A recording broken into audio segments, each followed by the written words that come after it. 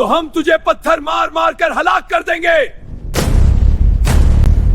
एक दिन सख्त गर्मी, फिर एक बादल का साया और फिर आग की बारिश।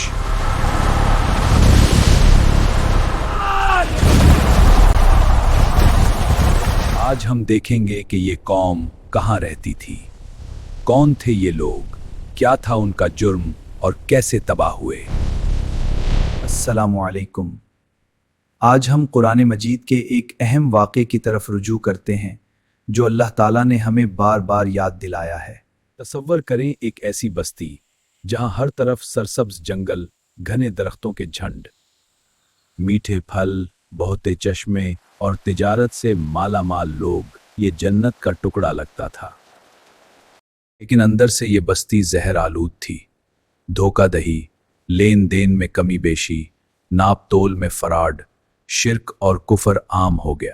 अल्लाह ने उन्हें तंबिया करने के लिए अपना नबी भेजा, हजरत शुआइब अलैहिस्सलाम। अगर जब उन्होंने न माना तो आया वो अजाब जो तारीख में यौमुज़्ज़ुला के नाम से मशहूर हुआ।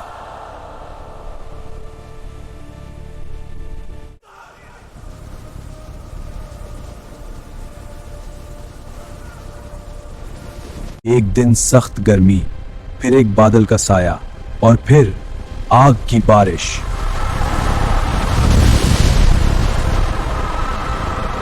ये है अस्हाबुल आइका की कहानी, कुरान की सबसे खौफनाक और सबक आमूज कहानियों में से एक।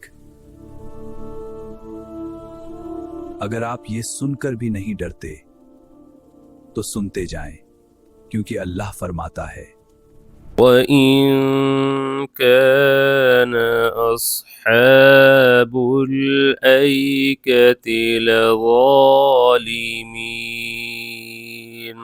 اور بے شک اصحاب الایکہ یعنی گھنے درختوں والے مدین کے لوگ بھی ظالم تھے۔ آج ہم دیکھیں گے کہ یہ قوم کہاں رہتی تھی، کون تھے یہ لوگ، کیا تھا ان کا جرم اور کیسے تباہ ہوئے۔ مانا حضرت ابراہیم علیہ السلام کے پوتے مدین کے دور کے قریب تقریباً 4000 سال پہلے کا زمانہ۔ حجاز اور شام کے درمیان بحر قلزم کے مشرقی کنارے کے قریب آج کل کا علاقہ جو تبوک کے بالمقابل ہے۔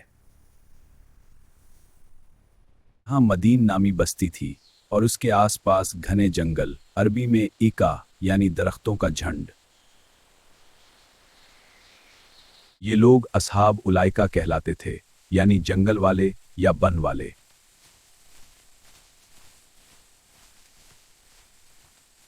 بعض مفسرین کہتے ہیں کہ ایکا ایک خاص درخت تھا جس کی یہ لوگ پوجا کرتے تھے، شرک کی علامت۔ یہ بستی اتنی سرسبز تھی کہ پھلوں، باغات، نہروں سے بھری رہتی تھی، تجارت کا بڑا مرکز تھا، مسافروں کا راستہ۔ لیکن خوشحالی نے انہیں مغرور کر دیا۔ وہ ناپ تول میں کمی کرتے اور لوگوں کو دھوکہ دیتے تھے۔ وہ مسافروں کو لوٹتے اور اللہ کے ساتھ شرک کرتے تھے۔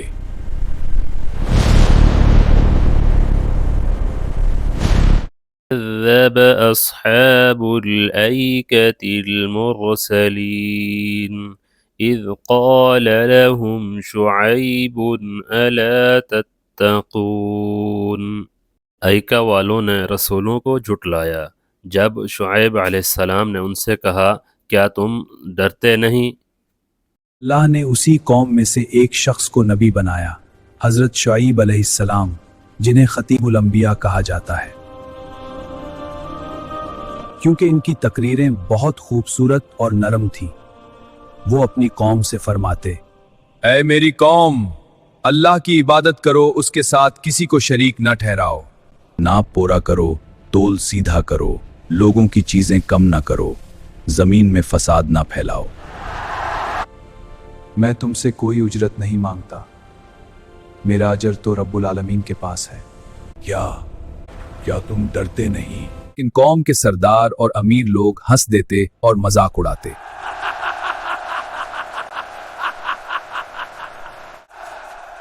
اے شعیب، کیا تیری نماز تجھے یہ سکھاتی ہے کہ ہم تمہاری خاطر اپنے باپ دادا کے طریقے چھوڑ دیں؟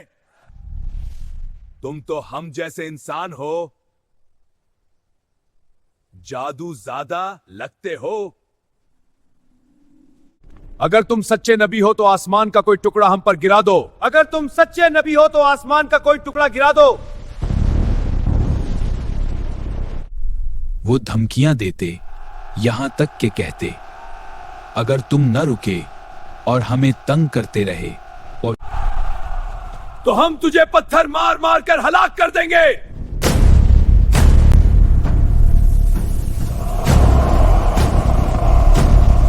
उनकी हठधर्मी बढ़ गई।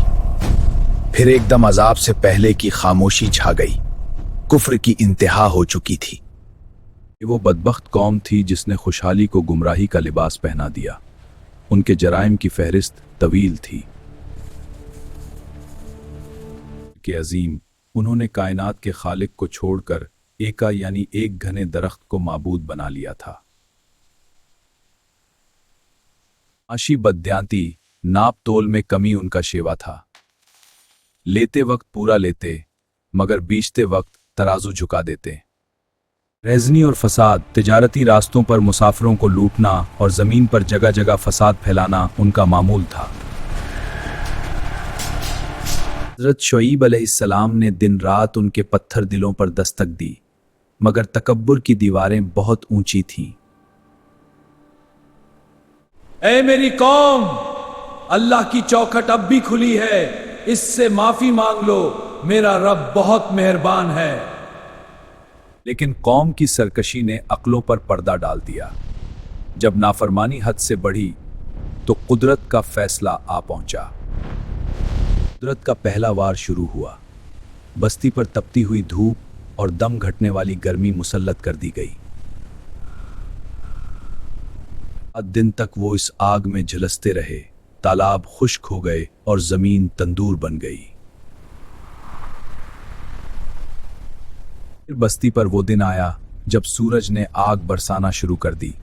हवा थम गई और सांस लेना बवाल हो गया।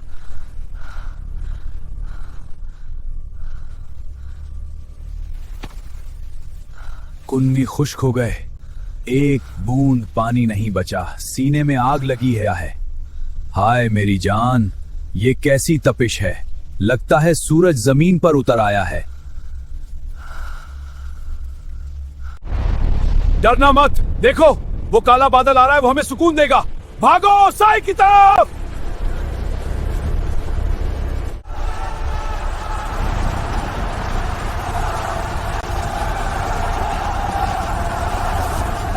मगर वो बादल रहमत नहीं, अजाब का साइबान था। अचानक इससे आग के शोले बरसने लगे।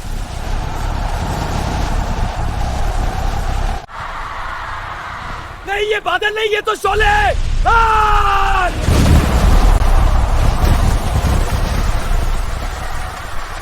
एक होलनाक चंगाड़ ने सब खत्म कर दिया। सिर्फ वही बचे जिन पर अल्लाह का फजल और शुएब की दुआ थी।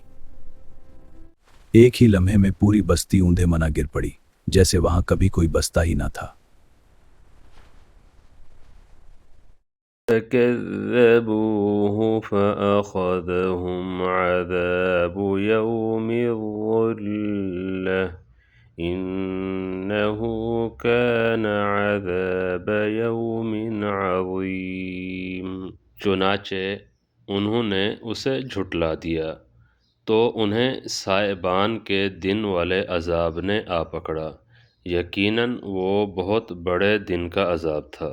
اور پہاڑ کی اوٹ سے ایک مقدس نور چمکا۔